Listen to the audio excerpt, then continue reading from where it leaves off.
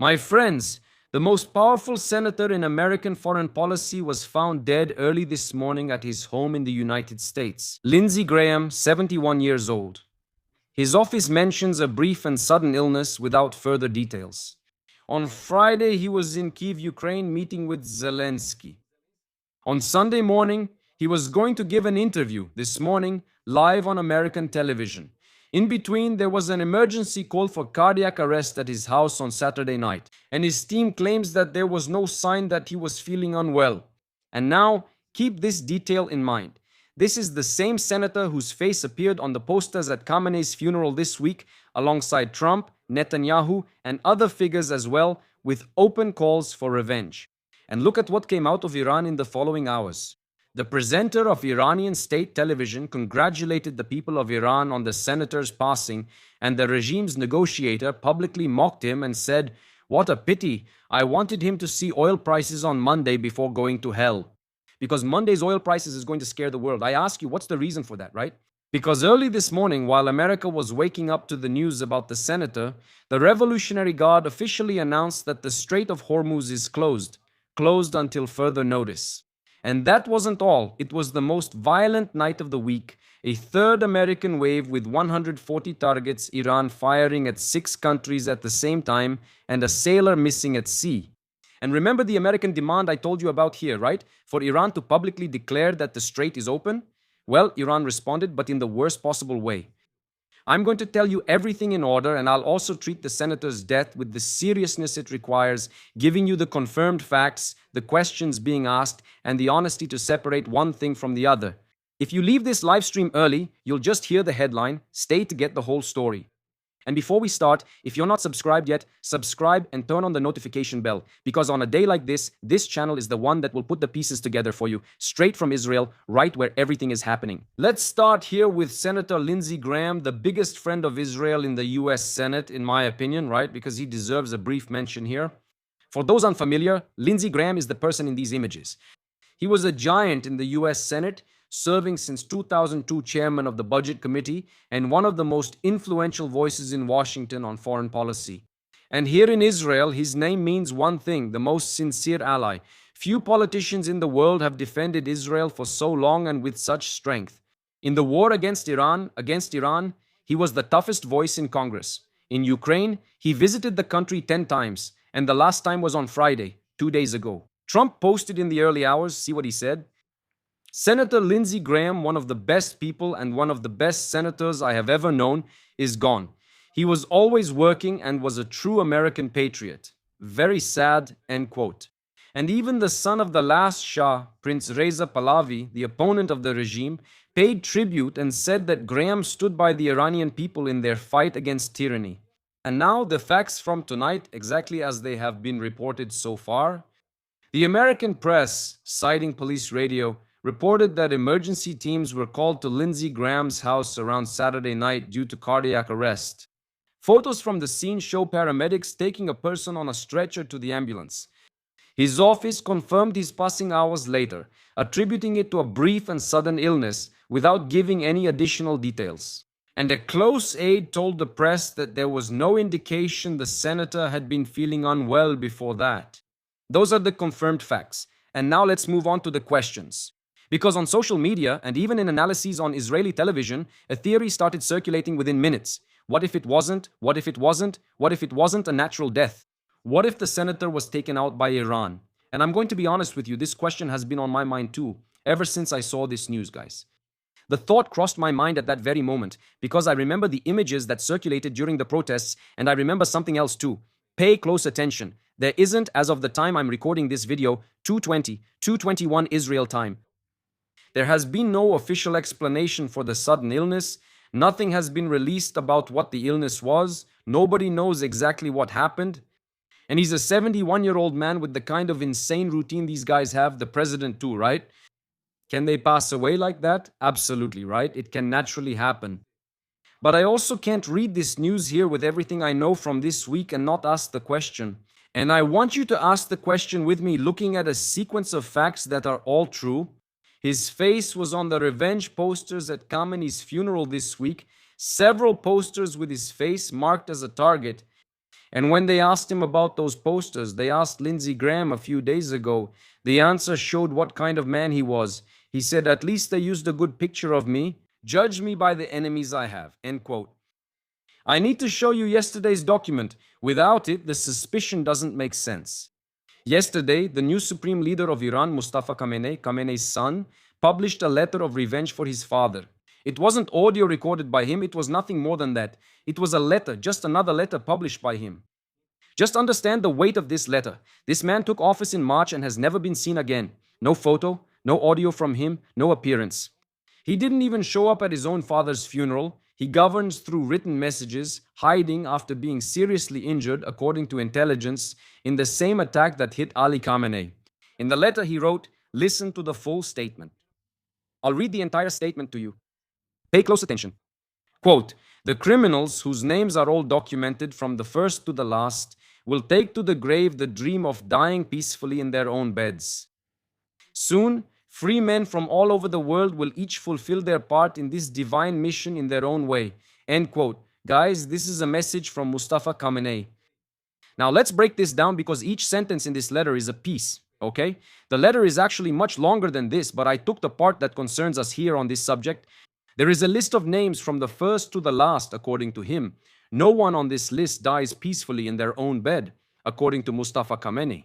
And there are free men spread around the world ready to act each in their own way. This is not a threat from an army spread around the world. It's a call for fanatics in any country to act on their own, or worse, the activation of sleeper cells around the world. Those networks that the regime spent decades planting outside its borders, waiting for exactly an order like this. This letter was published yesterday, my friends, yesterday. And today, lovely morning, today, I think people are researching this because over there at dawn, some of the biggest enemies of exile in that requirement, man. And it was on the revenge posters at the funeral. He was found lifeless inside his own house. And here I'm going to give you my opinion, separate from the facts, as I always say. This happened right after. To me, what happened right after this letter is no coincidence. I want your opinion in the comments too. And I can't prove any of this, okay, guys, because I'm not part of the investigation. Nobody can. And even the autopsy can't prove it. And it could be that some medical report closes the case with just a couple of lines without a clear explanation. But my job here is to read sequences. And when the regime publishes a list, promises that no one will die in their own bed, plans, announces agents ready all over the world, and a few hours later, a specific name from that list dies. Exactly like that, in their own home, the word coincidence starts to make less sense than the word pattern. Go with what your critical thinking decides. I'll watch the report. The report might not prove everything either, right? You'll get it soon, guys. And here too comes a detail about the timeline that changes the weight of everything. Trump wrote his letter before this letter, okay? The night before, even earlier. Before the Ayatollah published this list, Trump had already posted this here. I brought it for you, but I'll repeat it one more time. He said the following: 1,000 missiles are locked and loaded, aimed at the Islamic Republic of Iran, with thousands more to follow immediately if the Iranian government acts on the threat to make an attempt on the life of the sitting president of the United States, in this case, me. End quote. That was written by Trump hours before. He went on to say that the orders have already been given and are valid for a year, subject to extension. Consider what this is and what this timeline means. The President of the United States was already treating the threat against his life as real and serious before the regime formalized anything in writing. He wasn't reacting to a letter from Mustafa Khamenei, he was reacting to what intelligence had already put on his desk. And when the letter arrived hours later, it only confirmed what Washington already knew. The American president doesn't lock and load 1,000 missiles because of a funeral poster.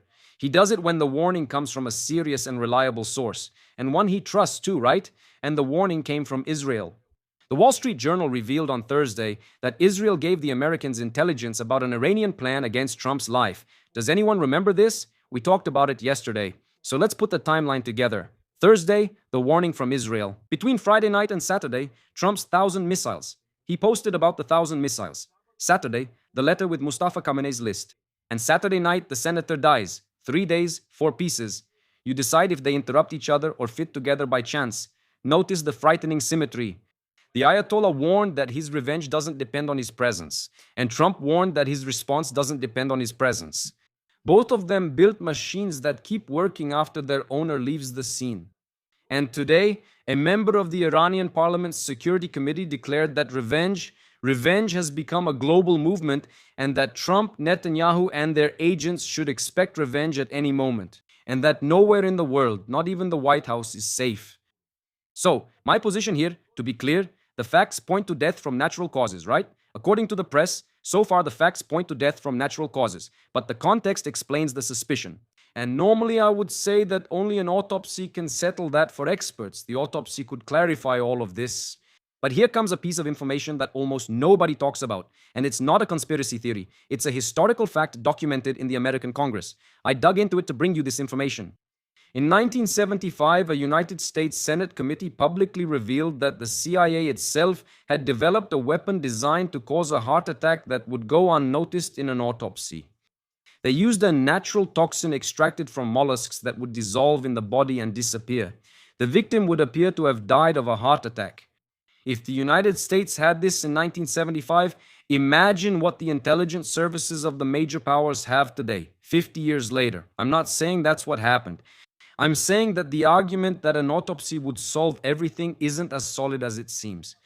There are publicly known methods designed specifically to evade detection in an autopsy. That's why I don't close the door to either side. If the American authorities open an investigation, this channel here will bring you everything they say about it. And until then, I don't claim what I can't prove, but I also don't pretend the context doesn't exist. And the context literally caught fire this morning. Now let's move on to the sea, because the night started with a ship. Last night, a container ship flying the flag of Cyprus was hit while crossing the Strait. What happened there? Look, that was actually the Iranian response, right? Sailing along the Oman route, okay? Oman route, guys, pay attention to this detail because it matters a lot. It wasn't an oil tanker. This time it wasn't an oil tanker. It was a container ship. Regular cargo, in other words, merchandise. An oil tanker. The regime even tries to frame as a strategic target, as part of the oil war. But a container ship is like a delivery truck of the sea. It's a ship that carries machine parts, clothes, food, cell phones, medicine, basically a bunch of things, folks. Hitting a ship like that isn't an act of war against an army, it's an act against global trade. And against the crew that works on that ship. The thing is, it was sailing with its location transmitter turned off.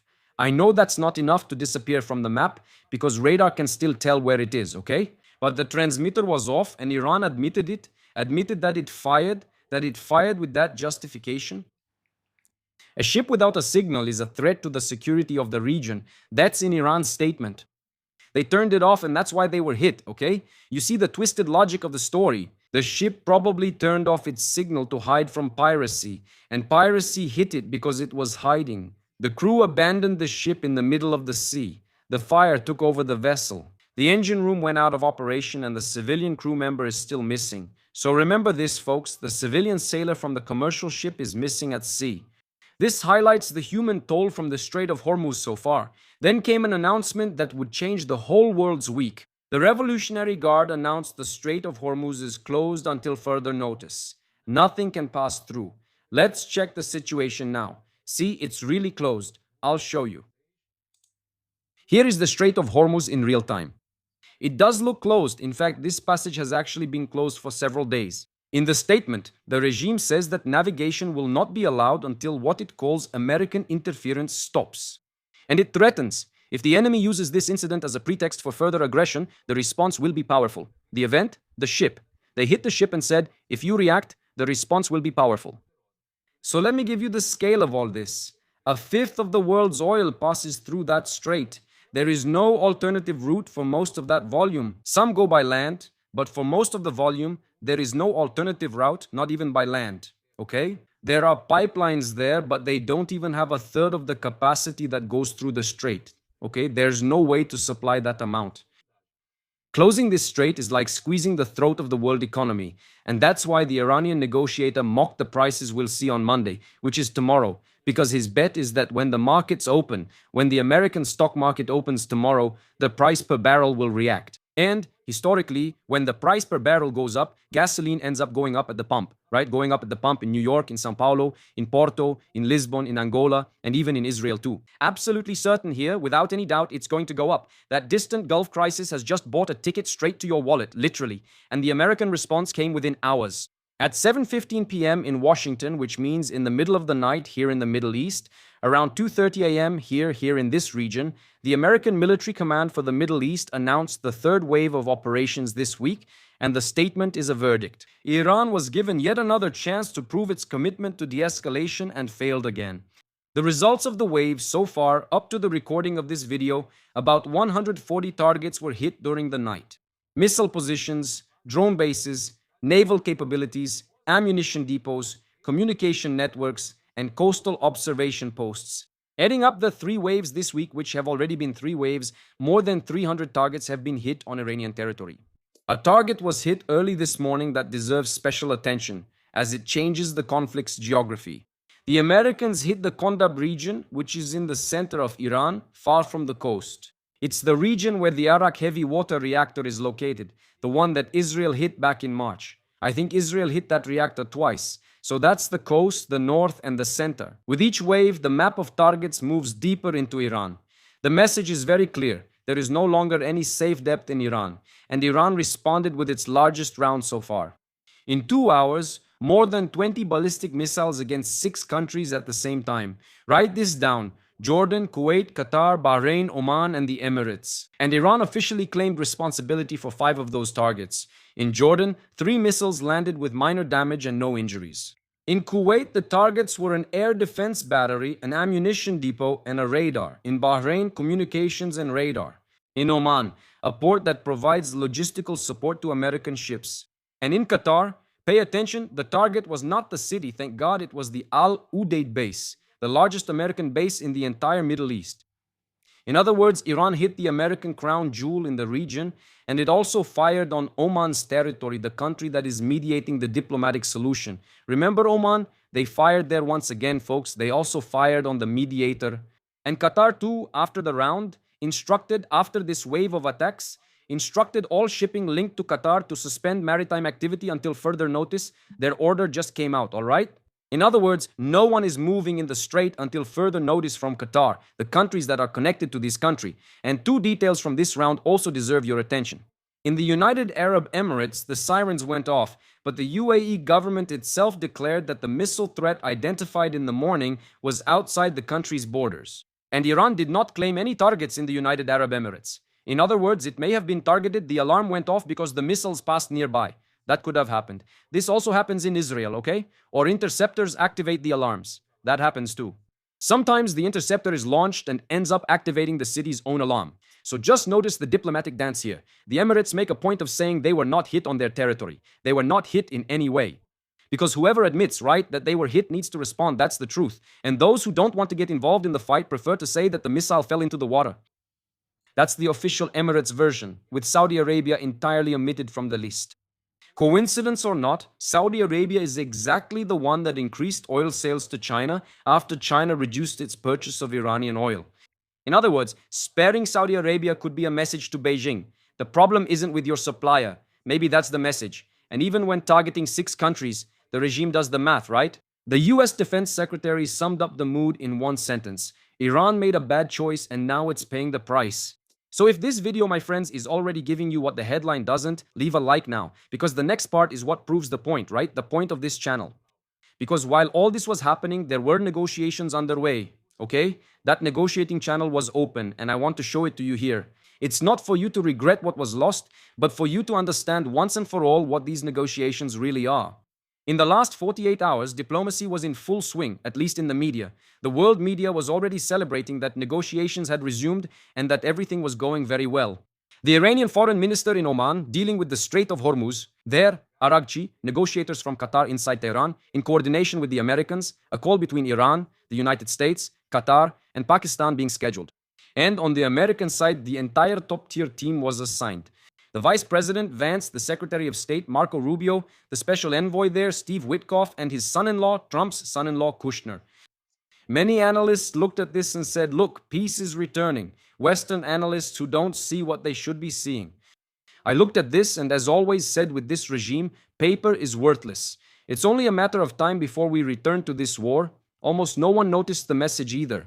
The American network CBS revealed the following, quoting United States officials, that Iran privately approached Trump's advisors and admitted that the attacks on the ships, those back then, were a mistake. So look at how the official described the conversation. Open quotes. They came back to the table and said, "We messed up, we made a mistake, let's keep talking." Close quotes. And more. The regime blamed a hardline faction that was allegedly attacking the ships precisely to sabotage the negotiations. Okay? Sabotage the negotiations. So remember that word faction. That explains everything that happened overnight. And at the table in Oman, a perhaps clever proposal was being developed to divide the strait into two routes as if it didn't already exist, right? Because it already exists. The Oman route is Iran's route. The idea discussed was to split this into two routes, with the southern route in Oman's waters shown here. Here at this point close to Oman, on this route in this section, with completely free navigation, okay? Free, no restrictions, no problems, no need to call anyone. And the northern route, which is up here, this one up here, okay? Where the ships would request authorization from Iran to pass, but with one crucial proviso: no fees, no tolls. That was Oman's proposal. It seemed they were waiting for approval or agreement from Iran. That was the agreement between the foreign minister and the Omani officials, okay? You understand the idea behind the proposal, right? Iran would get the gesture, the ceremony, the right to tell its people that the world asks permission from Iran, and the Americans would get the substance. Nobody pays anything and the sea remains free. But this proposal had a mortal enemy within Iran itself, because without the fee, the Revolutionary Guard's protection scheme would die. Those $2 million, and it's not $1 million, folks, it's $2 million per tanker, okay? For cargo ships, it was $1 million. That would fill the gap China left in the regime's coffers. The deal that saved the regime's face was the same deal that ruined the Revolutionary Guard's coffers. And the Americans still had one extra demand, as reported by Axios. Trump demanded that Iran publicly acknowledge that it was Iran that fired on the last ships, a public confession for the regime of honor and revenge. This is worse than a missile, you know? For those who don't understand this, he would never do this kind of thing. So that was the picture last night, and look at how the world read this picture. A planned exit. The regime saved face, the sea free. All that was missing was the signature. The newspapers were already talking about a complete de-escalation, and on top of that, the American ultimatum. Publicly declared that the strait is open or tomorrow will be a very sad day for you. Tomorrow was yesterday, okay? Tomorrow was yesterday. And now I ask you here, who here, looking at that situation last night, would have bet that the regime would sign? I said that wasn't going to happen, guys. Persian, Shiite, they don't surrender. That will never happen. There's no such thing, guys. I didn't bet, I never bet, because actually, throughout the entire existence of this channel, and in my more than 22 years here in the region, I've never seen a negotiation with this regime end with any kind of compliance. None, guys. Not with them, not with Hamas, not with Hezbollah. Nothing works with these kinds of people. And I've already said this here in every possible way. In the Middle East, you need to speak the language they understand. And that language isn't paperwork, not at all. It's brute force. Because Iran's response to the ultimatum, this ultimatum where they need to declare that they were the ones who hit the ships, didn't come on paper. It came in the form of missiles. They fired, guys. The Americans demanded that Iran declare the strait open, but Iran hit the ship and declared the strait closed. That's how it works. How long will it take for the Americans to understand this about Iran? It's hard to understand. How much longer will it take for them to get it? This was the statement. It's burned onto the hull of a civilian cargo ship. Iran rejected the proposals for the strait, the two-road proposal is dead, and the United States responded by putting sanctions and the blockade back on the table. And the one who announced the end of the diplomatic line was precisely the man who led the Iranian negotiation team, the president of the parliament, Ghali Ghalibaf. Look at what he said, quote, "The era of unilateral agreements is over. We warned, keep your word or pay the price. Reality is knocking at the door," end quote. Now comes the part that shows Houthi chutzpah, if you remember the word I taught here. Chutzpah means shamelessness. He justified the closure of the strait by citing Article 5 of the memorandum, the article that gives Iran the responsibility for the safe passage of ships. The man here cited the safe passage clause to justify closing the passage. It's like a pirate showing his own security contract while poking holes in the ship's hull.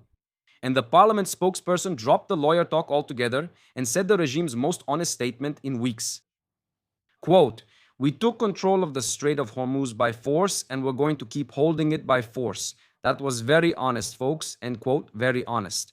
By force, no article, no memorandum, no ceremony, by force.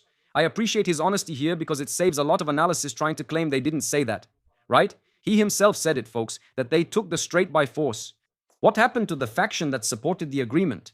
The one that apologized in private? That's the interpretation I owe you, and it ties everything together, including the senator. Yesterday, Iran spoke 3 languages at the same time. The foreign minister negotiating in Oman, a source apologizing in private, and the guard shouting that no one was going to negotiate. Early this morning, the internal dispute ended, and the winner was the Revolutionary Guard. The ship hit, the Strait closed, the proposal rejected, the mediator attacked. Each of these acts is the conflict faction burying the agreement faction. Remember the thesis I've repeated here for a while. There are groups in Tehran that need this conflict because they live off it and because they believe that a long conflict will bring Trump down in the November election. That actually, folks, is the role of these guys, of this hardline faction of the regime. It's to hurt Trump in the November election. Early this morning, these people took control and turned the country against 6 neighbors at once. A respected Israeli analyst summed up the dangerous pattern that has emerged. The Americans strike very carefully, only hitting strategic targets there. And this routine, right, of the Iranians responding forcefully and the Iranians striking, the Americans striking carefully, in his words, is dangerous because that kind of exchange of fire always ends up hitting a target that no one wanted to hit. The missing sailor is already included in that count. The question is, who will be next tomorrow? And it's in this atmosphere that Senator Lindsey Graham's passing will be investigated or not. Because in a world where the regime promises that no one will die peacefully in their own bed, and the regime's number one enemy dies in his own bed just a few hours later, suspicion arises on its own. You don't need proof for suspicion to arise, you just need context. And context is something we have plenty of here. There are 4 key points for you to watch now. On Monday, the opening of the markets in the United States is the first real indicator. How does the price of oil react to a closed strait if the reaction is strong? The whole world feels it, including us here, you there, me here, the senators passing. If there is any result from this investigation or the autopsy, the outcome could be a game changer. If it's natural, this will put an end to the theory. Okay? It could have been natural, but as I said before, there's no real way to prove it. And if it's not, if it's proven that it wasn't, it's a declaration of war inside Washington. The Strait, how long can Iran keep it closed? Because every day it's closed is a day the regime doesn't make money and another day of pressure from the whole world, including China, which needs that oil. And in Rome, on the 15th and 16th, the round of talks between Israel and Lebanon is still scheduled. Another round of negotiations will take place in Rome between the 15th and 16th. Amid the fire, it's the only table still standing, the one between Israel and Lebanon. And today in Hebrew, it won't be a word for analysis. It will be an expression of respect for you to note and learn. Because in Israel, when someone passes away, there is a phrase that has been said for thousands of years, Baruch Dayan Haemet, okay? Blessed is the judge of truth. That's what is said when there is nothing more to say. When the news arrives and there is no explanation that fits, the phrase leaves the judgment to the one who sees what we cannot see. Senator Lindsey Graham spent decades defending Israel without asking for anything in return, at a time when true friends are rare. He was a true friend of Israel. So Baruch Dayan Haemet, Senator, Israel does not forget and will never forget its friends. And for you who stayed until now, the strait remains closed. The market opens tomorrow without knowing the extent of the damage, and the faction behind the conflict is at the wheel in Iran. And I'm here following every move, every flight, every decision to tell you first and better before the mainstream media makes things up. If this video helped you understand the most intense night of the week, like, subscribe, turn on notifications, and share it with your family and co-workers. When fuel prices come up, most people won't know why, but you will. Let's go to the comments quickly. Good morning, good morning. Really, did the senator die? He did. Unfortunately, the senator died. Lindsey Graham, great friend of Israel, great. I think this was Israel's biggest friend in the American government. For me, he was the greatest one there. At first, I thought Iran was responsible. Good afternoon, Davia Aguinaldo. Yeah, they're taking people out, so who will the next targets be, right? Who else is coming next? Trump made many deals to get elected and is now being held accountable. This hesitation with Iran? This Vance is dead weight in the government. Exactly. I completely agree. Wilson writes natural causes, and that's what the press officially says, right? But the timeline of all this here shows something else. If you missed the beginning of this live stream, you need to go back to the start, watch it from the beginning, and then really draw your own conclusion if you think this was a natural death. All right? Go back to the start of the live stream, watch it from the beginning, carefully, observe closely, analyze, study the subject as well, and then draw your own conclusions. I don't believe in that possibility. It's not just Trump, guys. It's a list. It's a huge list of people, all right? Among the big names, there's Trump, Lindsey Graham, Vance, Marco Rubio, and Kushner himself is on that list. There are other important people on that list too, okay? It's not just Lindsey Graham, Trump, and Netanyahu. There are a lot of important people there. And they are. There definitely are. We know that. Agents around all over the world. Sleeper terrorist cells all over the world. That up until the time this video was recorded haven't really been activated yet. Ending the live stream for now. I'll return if anything major happens in the Middle East. If not, I think we'll meet later in another live stream straight from Israel, straight from the source, and I'll bring more information about what surfaced about Lindsey Graham and about the situation in the Gulf as well, which remains tense. The attacks continue. They haven't stopped. The United States is still in the region and the planes are still there. Nothing has changed. Look, I'll show you the planes. Hold on here, look. They're still here. There were many planes yesterday. If you're watching the planes and want to know when an attack is coming, pay attention to this. Not just these here. Notice that around this area there will be that plane with a disc on top, okay? I think it's the E-33. I think that's its name, E-33. It's an intelligence plane. It has a radar on top, okay? When this plane is here, it means something is going to happen. Yesterday, it was here since 7 p.m. and the attack happened at 2:30 in the morning, okay? At 7 p.m., it took off and the United States started attacks against Iran at 2:30 a.m. Israel time. So that's what you need to watch for. Hugs to my friends. See you at the next stream.